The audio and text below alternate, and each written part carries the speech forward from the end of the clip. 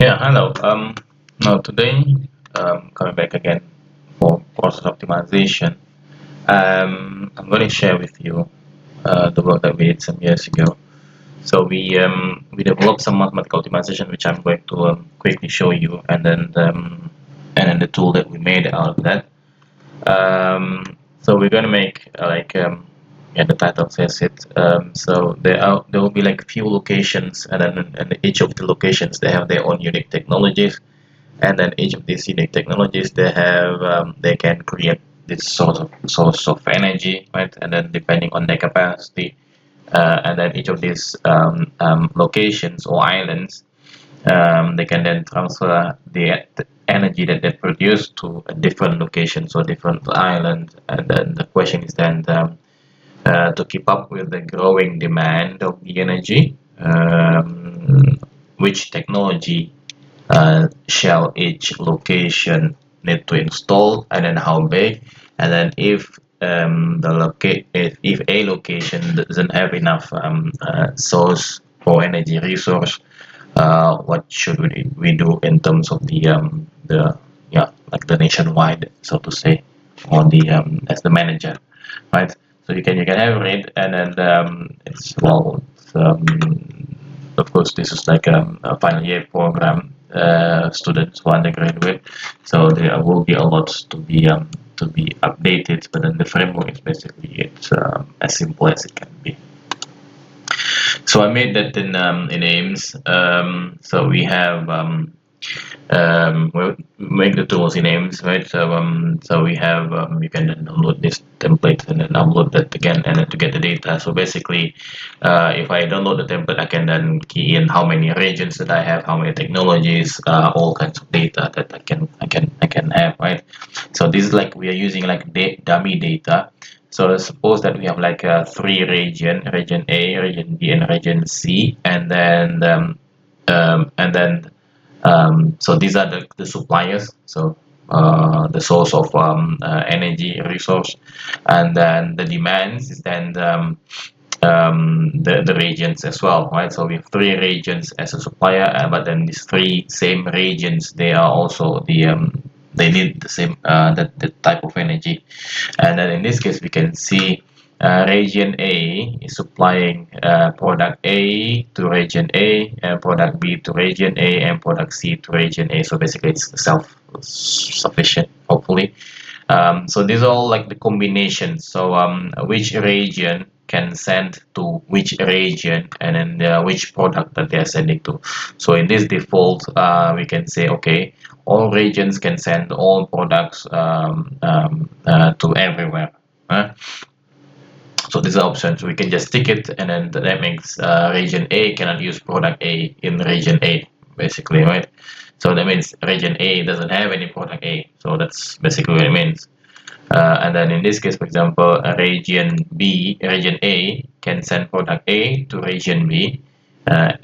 Region A can also send product C to region B, but region A cannot send product B to region B, right? So it can be like there is no connections, there is some I don't know, challenges, issues, or whatnot that can hinder region B from receiving product B to region A, right? We could also say, okay, maybe region C cannot send all products to region A, so you could do so as well. But there's no connection whatsoever from C to A. That means from A to C, there is also no connection whatsoever, right? So we can do so. Alright, so but now just to let you know what this option means. And then for every region, they have also three different products, right? ABC, and then region B ABC, region C ABC, and then these are like the initial demands for each of the products. Say, for example, whatever product that is there, and then each of the product in each region they are expected to grow by like 2% per year, for example, right? So you can change this. I don't know, like 11. I don't know.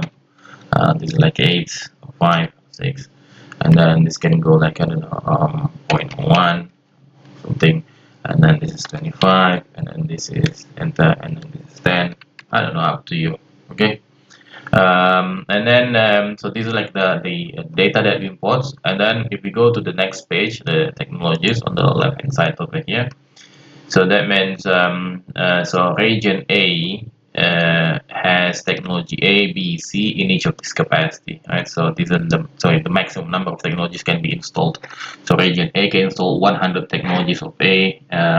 Same goes with B and C, and this is then the number. So for example, you can install maximum this number. And then the product yields. So region A, it is using technology A to make product A, right? 8 as the yield, whatever unit you want to use it.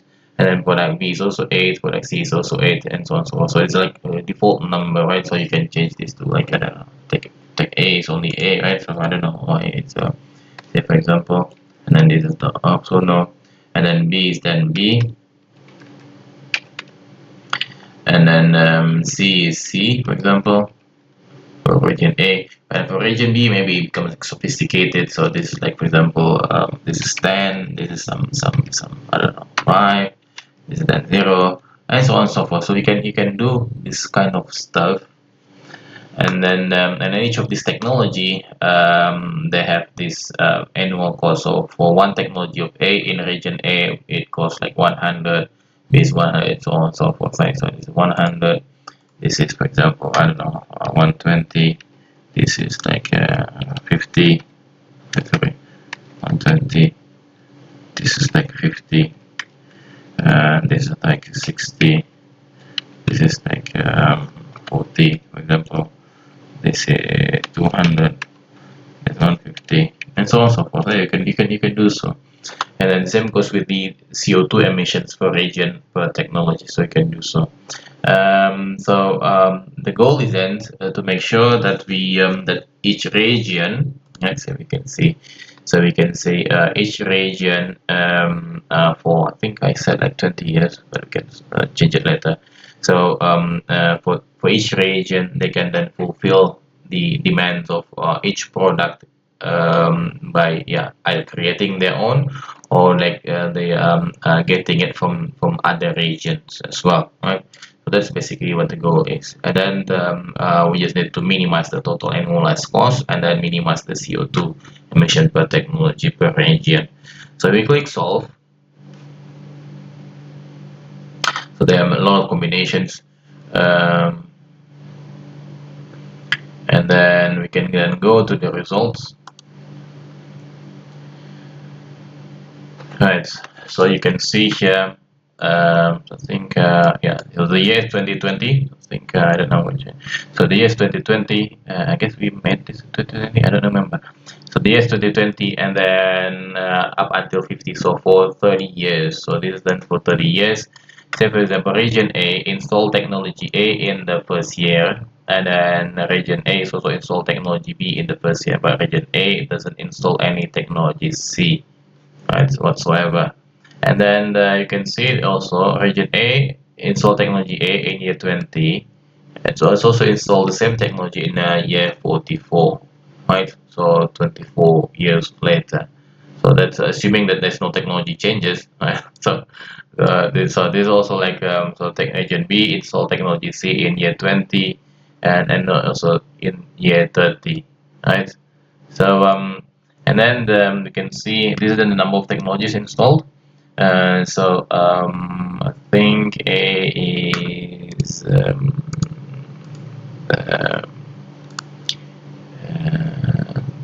right. So this one is B.